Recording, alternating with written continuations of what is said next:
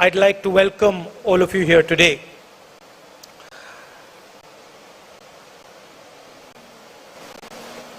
We have been having discussions now for the last few days, and everybody, the leadership of the Congress party has been taking part in these discussions.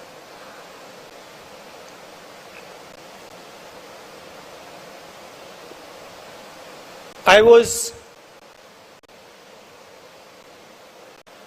involved in some of the discussions. I went to all the rooms. And while I was listening to the discussions, all of you, and of course those discussions were held in closed rooms, so the people of our country don't know the level of conversation that was taking place, the type of conversation that was taking place, the intelligence of the conversation that was taking place, but I got to see it. And while I was watching this, I was asking myself the question, which other political party in this country would allow this type of a conversation? A conversation where the senior most leadership is bluntly told, without holding back, without any hesitation, is bluntly told what the Congress party feels. I was thinking to myself, certainly the RSS and the BJP would never allow such a thing. In fact, many of our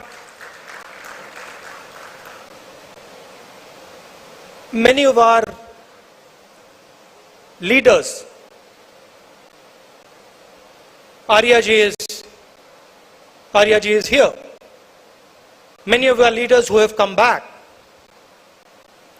have said to me exactly what the BJP allows them to say and doesn't allow them to say. Arya ji himself told me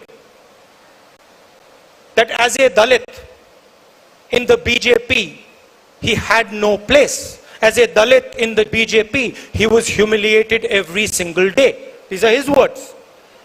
And there are other parties, regional parties, and with all respect, even the regional parties would not tolerate the type of conversation that we have just had. And this conversation, this is not something new in the Congress. This didn't happen just yesterday or day before. We are attacked for it. Every day in the media we are attacked because we allow conversation inside our party. Every day we are attacked. But there is a reason. There is a reason we allow conversation. This party's DNA is a conversation between the people of this country. Doesn't matter where they come from, doesn't matter whether they're rich, poor, what community they're from, Hindu, Muslim, Sikh, Christian, anybody. This party has always provided a platform for a conversation, a platform where people can speak without fear, without worry. And that is what this party continues to do. Unfortunately, this is not how the politics of the country is progressing.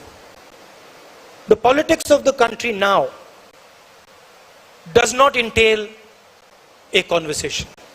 It does not entail the expression of views.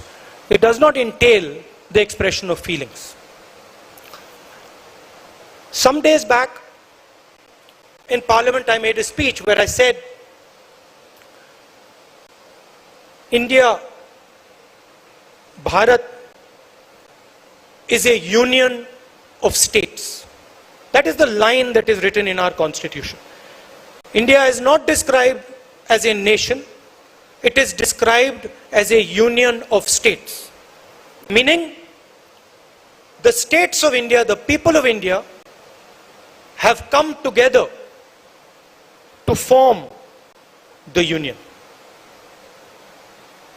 They have come together to form the union. And it is critical for the union of this country